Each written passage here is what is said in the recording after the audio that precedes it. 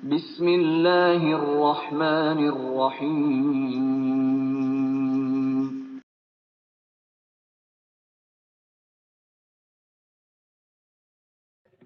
Bismillahirrahmanirrahim. Alhamdulillahi rabbil alamin wa bihi nasta'inu ala umuri dunya waddin.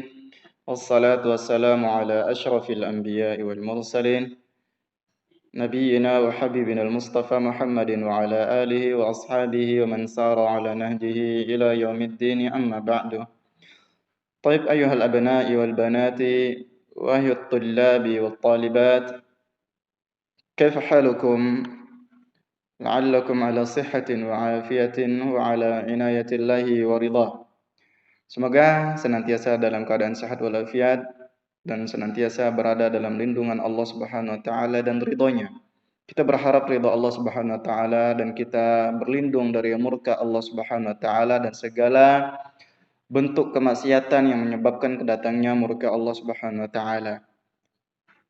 Mau itu dosa-dosa yang dari lisan kita, ataupun dosa-dosa dari perbuatan tangan kita, atau dari langkah kaki kita. Semuanya bisa menyebabkan dosa yang akan mendatangkan murka Allah Subhanahu wa taala. Baik, berikutnya anak-anakku, insyaallah taala kita akan melanjutkan pembelajaran PAI yang mana sebelumnya kita sudah mempelajari atau sudah membahas adab-adab terhadap Allah Subhanahu wa taala sampai adab yang keempat. Dan berikutnya insyaallah kita akan melanjutkan ke adab yang kelima. Adab yang kelima kepada Allah Subhanahu wa taala yaitu bertawakal kepada Allah Subhanahu wa taala. Hendaknya kita sandarkan segala urusan kita, bahkan diri kita sendiri kita sandarkan kepada Allah Subhanahu wa taala. Kita serahkan kepada Allah. Karena jika kita menyerahkan segala sesuatunya kepada Allah Subhanahu wa taala dan Allah akan menjaganya.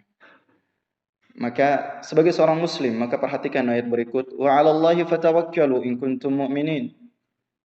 Maka hanya kepada Allah Subhanahu wa taala lah kalian bertawakal jika kalian benar-benar orang yang beriman. Ingat, in kuntum mu'minin, kata Allah Subhanahu wa taala, jika kalian beriman. Jika kalian merasa beriman kepada Allah Subhanahu wa taala, maka bertawakal kepada Allah Subhanahu wa taala, bukan bertawakal kepada bos atau bukan bertawakal kepada manusia.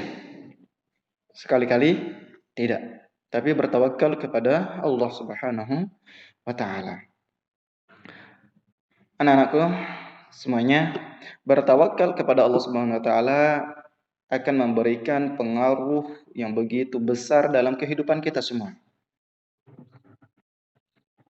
Kita mendapatkan pengaruh yang begitu besar dalam kehidupan kita. Di antaranya, insyaallah Subhanahu wa taala kita akan mendapatkan perlindungan Allah Subhanahu wa taala jika betul-betul tawakal yang hakiki, bukan hanya sekedar tawakal dari lidah, tawakal dari lisan, tawakal dari hati tapi dalam perbuatan tidak.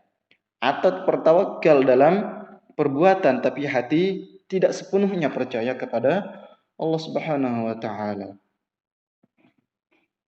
Maka jika hal itu terjadi pada diri kita, maka tentu iman kita dipertanyakan. Tentu iman kita di situ akan mengalami kecacatan. Jaddidu imanakum, kata Rasulullah SAW. Maka perbaharuilah iman-iman kalian. Jika kita melihat pada diri kita terjadi hal yang seperti itu. Tatkala 3 rukun iman itu bukan rukun iman. Tatkala semua yang berkaitan dengan iman itu tidak berjalan dengan semua. Apa itu iman? Al-imanu al-qawlu bil lisan. Kita mengucapkannya dengan lisan. Wal amalu bil arkan. Dan mengamalkannya dengan anggota tubuh. Wal i'tiqadu bil janan. Dan kita meyakininya dengan hati. Dengan hati, kemudian kita ucapkan, kemudian kita amalkan. Itulah rangkaian-rangkaian keimanan. Jika salah satunya tidak hadir, maka menunjukkan iman kita cacat. Nah, Maka apa kata Allah Subhanahu wa taala? "Wa man yatawakkal 'ala Allahi fahuwa hasbuh." Dan barang siapa yang bertawakal kepada Allah Subhanahu wa taala, maka Allah Subhanahu wa taala akan mencukupi dari segala kebutuhan, seperti kebutuhan jasmani kita Allah cukupkan insyaallah taala. Kebutuhan rohani kita, kebutuhan segala apa yang kita butuhkan Allah berikan kecukupan. Ini tercantum dalam surah At-Talaq yang dapat dilihat pada ayat ketiganya. Yang kedua, yaitu kekuatan hati dalam melaksanakan ibadah dan kebaikan. Tatkala kita tahu itu ibadah, tanpa pikir panjang kita melaksanakannya, tanpa melihat orang lain melakukan atau tidak. Kita harus melakukannya terlebih dahulu, tanpa melihat orang ini malas atau tidak. Maka kita lebih dahulu. Itulah yang difirmankan Allah Subhanahu wa taala, "Fastabiqul khairat." Maka berlomba-lombalah dalam kebaikan. Berlomba-lomba kita dalam kebaikan. Kita selalu mantap hatinya tatkala melaksanakan kebaikan. Dan di situ juga kita tidak akan menghiraukan perkataan orang yang mencela, lisan orang yang menggibah, lisan orang yang berusaha untuk menjatuhkan. Kita tidak akan gentar dengan omongan-omongan orang seperti itu. Jika kita benar-benar bertawakal kepada Allah. Karena apalah gunanya kita menginginkan ridha manusia? Apalah gunanya kita menginginkan pujian dari manusia? Ridwan nas ghayatun la tudrak. Ridha manusia sesuatu hal yang mustahil untuk didapatkan. Nah, itu dia. Yang berikutnya, yang ketiga, Allah akan memudahkan kita dalam mencari rezeki. Masya Allah. Perhatikan, tatkala kita bertawakal kepada Allah Subhanahu wa taala, Allah akan memberikan kemudahan kepada kita dalam mencari rezeki. Coba lihat burung. Yang mana burung pergi pagi, kemudian dia pulang sore dalam keadaan pergi dalam keadaan perut kosong, pulangnya sore dalam keadaan perut sudah kenyang. Itu yang disabdakan oleh Rasulullah sallallahu alaihi wasallam, "Lau annakum," kalaulah seandainya kalian, "tatawakkaluna 'ala Allahi haqqa tawakkulih," kalian betul-betul bertawakal kepada Allah Subhanahu wa taala, "la ruziktum," niscaya Allah Subhanahu wa taala akan berikan rezeki kepada kalian. Kama turzaqut thair, sebagaimana Allah Subhanahu wa taala berikan rezeki kepada burung-burung. Taghdu himasa wa taruhu bitana. Dia keluar dalam keadaan perut keroncongan, kosong, kemudian wa taruhu bitana, kemudian dia balik pulang di sore hari dalam keadaan perut sudah kenyang. Masya Allah. Maka bertawakallah kepada Allah Subhanahu wa taala. Ya. Bertawakal. Kemudian yang berikutnya,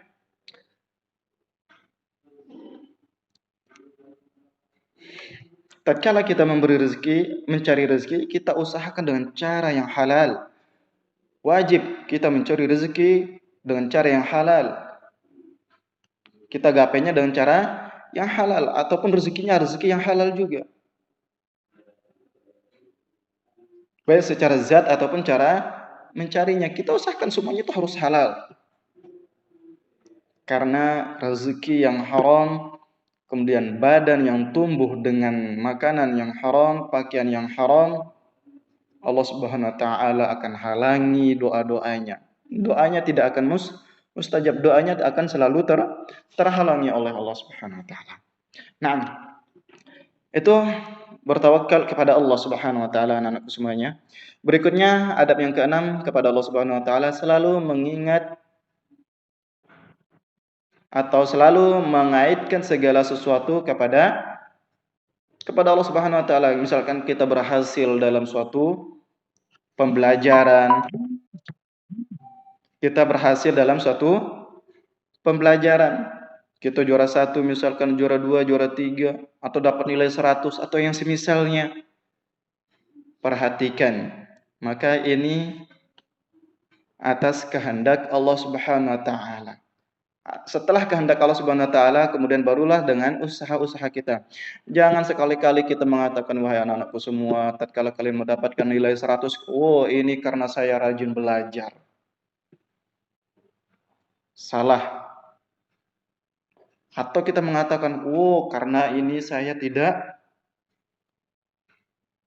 tidur siang, atau belajar terus tidur siang, enggak, sampai malam. Intinya segala keberhasilan kita sandarkan kepada diri kita, maka itu bentuk kesombongan kita, dan kita membelakangi Allah Subhanahu wa taala. Ini sangatlah tidak benar. Begitu juga tatkala kita hendak melakukan sesuatu yang kita akan lakukan, maka sebelum kita melakukan hal tersebut, kita sandarkan kepada Allah Subhanahu wa taala. Bagaimana cara menyandarkannya kepada Allah Subhanahu wa taala sebelum kita melakukan sesuatu? Ucapkan insya Allah, kecuali ya jika dengan kehendak Allah Subhanahu wa taala. Kita dengan kehendak Allah. Makanya telah kita berbuat atau akan kita berbuat, maka sandarkan kepada Allah Subhanahu wa taala. Perhatikan, jika hal itu kita tidak lakukan, maka kita telah menorehkan kesombongan dalam hati kita. Apa kata Rasulullah sallallahu alaihi wasallam? "Lan yadkhulal jannata man kana fi qalbihi mithqala dzarratin minadh dzarrah." Dan tidak akan masuk ke dalam surga orang yang di dalam hatinya ada sebesar biji sawi berupa kesombongan. Berupa kesombongan. Oleh karenanya hati-hati, jangan sampai kita angkuh dengan segala hal yang kita raih.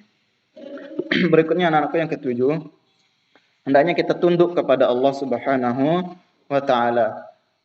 Apapun yang Allah Subhanahu wa taala perintahkan, kita kerjakan, dan kita bersabar untuk melakukan hal itu.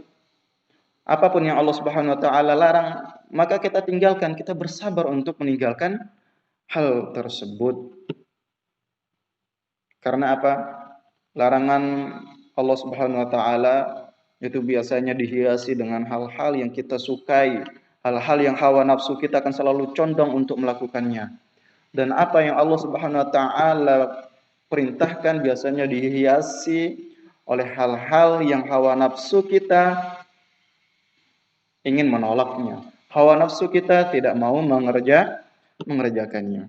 Oleh karenanya, bentuk ketundukan kita kepada Allah Subhanahu wa taala tatkala kita dapat melaksanakan perintah Allah Subhanahu wa taala dan meninggalkan yang Allah Subhanahu wa taala larang.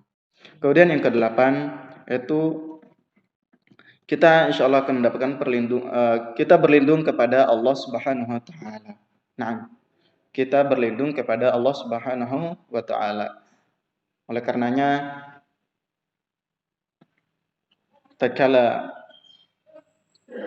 kita membaca Al-Qur'an pun Allah Subhanahu wa taala mengajarkan kita untuk berlindung kepada Allah Subhanahu wa taala. Fa idza qara'ta qara'tal Qur'an fasta'iz billah. Jika engkau hendak membaca Al-Qur'an, maka berlindunglah kepada Allah Subhanahu wa taala. Itu dalam membaca Al-Qur'an. Kenapa kita harus meminta perlindungan kepada Allah Subhanahu wa taala tatkala hendak membaca Al-Qur'an? Agar kita dijauhkan dari godaan syubhat dari syaitan.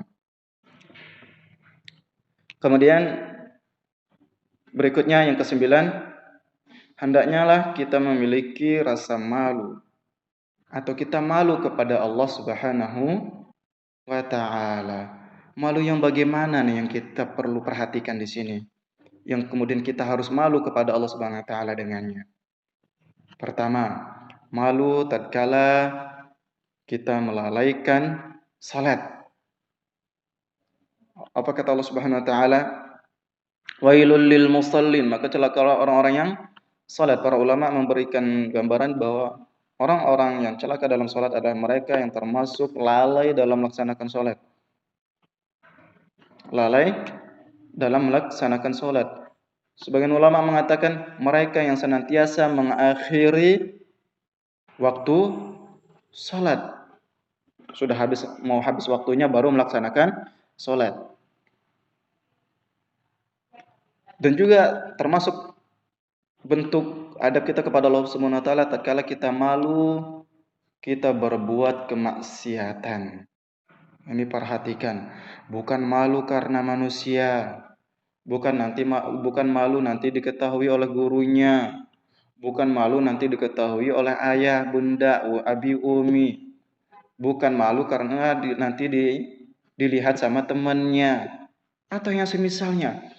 Kalau malu seperti itu bukan berarti malu kepada Allah Subhanahu wa taala. Bahkan itu akan menjerumuskan kita kepada syirik, syirkul mahabbah, termasuk syirkul mahabbah karena kita lebih mencintai, lebih malu kepada makhluk Allah Subhanahu wa taala, bukan kita malu kepada Allah Subhanahu wa taala sendiri. Oleh karenanya Rasulullah sallallahu alaihi wasallam bersabda, "Al-haya'u minal iman." Malu itu sebagian dari iman. Inilah yang dimaksud dengan malu sebagian dari iman. Tatkala kita hendak melakukan atau ada terlintas di pikiran atau di hati ingin melakukan suatu kemaksiatan, kita ingat Allah maka kita malu untuk melakukan hal itu.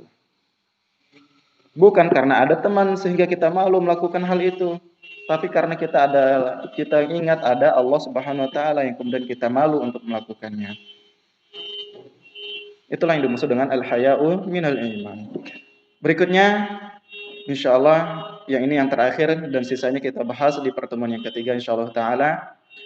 Yang ke-10, mengamalkan konsekuensi dari Asmaul Husna atau nama-nama Allah Subhanahu wa taala dan sifat-sifatnya. Contoh yang mudah dan gampang anak-anakku semuanya yang insyaallah kita sudah pernah membacanya semua. Ar-Rahman, Ar-Rahim, As-Sami, Al-Basir, Al-Alim. Ingat, Ustaz pengen tekankan di sini nih. Pada As-Sami' pertama, yang kedua Al-Basir, yang ketiga Al-Alim. Seringkali kita mengetahui dan menghafal asma dan sifat Allah Subhanahu wa taala nih. Kita mengetahui dan meyakini bahwa Allah Subhanahu wa taala adalah Maha Sami', mendengar apapun yang kita bicarakan. Namun seringkali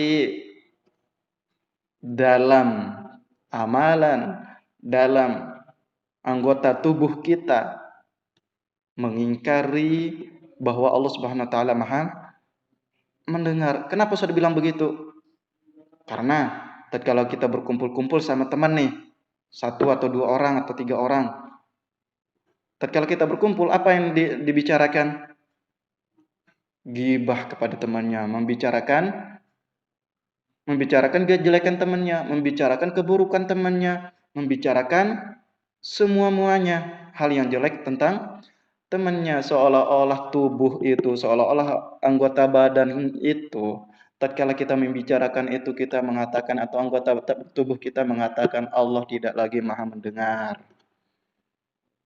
Allah tidak lagi Maha mendengar. Sekalipun lisan kita mengatakan Allah Maha mendengar, kita meyakini hal itu, tapi tubuh kita mengatakan tidak Maha mendengar. Allah tidak Maha mendengar. Karena apa? Karena kita melakukan ghibah yang seolah-olah kita mengatakan Allah itu tidak lagi mendengar. Bahaya. Bahaya. Perhatikan itu anak-anakku semuanya. Seolah-olah kita mengatakan Allah tidak lagi Maha mendengar. Berikutnya, Al-Basir. Kita mengetahui, kita menyatakan bahwa Allah Subhanahu wa taala Maha melihat. Bahwa pandangan Allah Subhanahu wa taala tidak terbatas oleh apapun, tidak terhalangi oleh apapun. Akan selalu Allah Subhanahu wa taala lihat sekalipun kita bersembunyi di benteng yang sangat kokoh atau di dalam tanah pun sekalian. Allah akan melihat kita. Tapi tatkala kita kesendirian atau tatkala kita bersama geng yang mana-mana kita sama-sama melakukan maksiat. Nah, di situ kita melakukan kemaksiatan. Yang seolah-olah anggota tubuh kita mengatakan sesungguhnya Allah Subhanahu wa taala tidak lagi Maha melihat. Seolah-olah anggota tubuh kita tidak lagi mengatakan Allah Subhanahu wa taala tidak Maha melihat. Lisanmu mengatakan iya Allah Maha melihat, Keyakinanmu mengatakan ya Allah Maha melihat, tapi anggota tubuhmu mengatakan tidak. Buktinya kita berbuat maksiat. Kita berbuat maksiat. Berikutnya Al-Alim. Nah, ini sebenarnya mencakup antara dua sifat tadi. Allah Maha mendengar dan Maha mengetahui. Allah Maha melihat dan Maha mengetahui segala apa yang kita perbuat. Dengan tadi, dari sebuah sifat yang telah kita ingkari dengan anggota tubuh kita, maka kita pun secara anggota tubuh mengatakan bahwa Allah Subhanahu wa taala tidak lagi Maha mengetahui. Hati-hati anak-anakku semuanya. Konsekuensi yang begitu berat tatkala kita melakukan suatu kemaksiatan, bahwa kita mengingkari sifat dan nama Allah Subhanahu wa taala. Sekalipun lisan kita mengatakan iya, sekalipun keyakinan kita mengatakan iya, tapi ingat, seperti tadi Ustaz udah bacakan, al-imanu apa? Al-i'tiqadu bil janan, meyakini dengan hati. Benar, alhamdulillah sudah. Sebagaimana orang-orang kafir zaman dulu, Abu Lahab, kemudian Abu Thalib dan semuanya. Dia meyakini Allah Subhanahu wa taala ada. Wal qaulu bil lisan. Nah, yang berikutnya kita mengucapkannya, mengikrarkannya dengan lisan. Iya, betul, alhamdulillah. Namun wal amalu bil arkan. Kemudian kita amalkan dengan anggota tubuh ini yang seringkali kita teledor. Seringkali kita lengah. Seringkali kita tidak perhatian. Maka tatkala hal itu terjadi, maka ketahuilah iman kita sedang cacat. Iman kita sedang cacat di situ. Makanya apa kata Rasulullah sallallahu alaihi wasallam? Jaddidu imanakum. Perbaikilah, perbaharuilah iman kalian. Nah, insyaallah anak-anak semuanya, insyaallah ini sudah begitu panjang videonya. Dan untuk adab dan akhlak berikutnya yang 11 dan seterusnya insyaallah kita bahas di pertemuan berikutnya insyaallah taala. Dan untuk tugas nanti kalian anak-anakku semuanya menyusun atau menulis ulang adab kepada Allah Subhanahu wa taala. Dari adab yang kelima sampai adab yang ke-10. Nanti ditulis ulang dan difotokan kemudian dikirimkan. Ya. Insyaallah itu pembahasan kali ini. Kita cukupkan dengan doa kafaratul majlis. Subhanakallahumma wa bihamdika asyhadu an la ilaha illa anta astaghfiruka wa atubu ilaik. Assalamualaikum warahmatullahi wabarakatuh.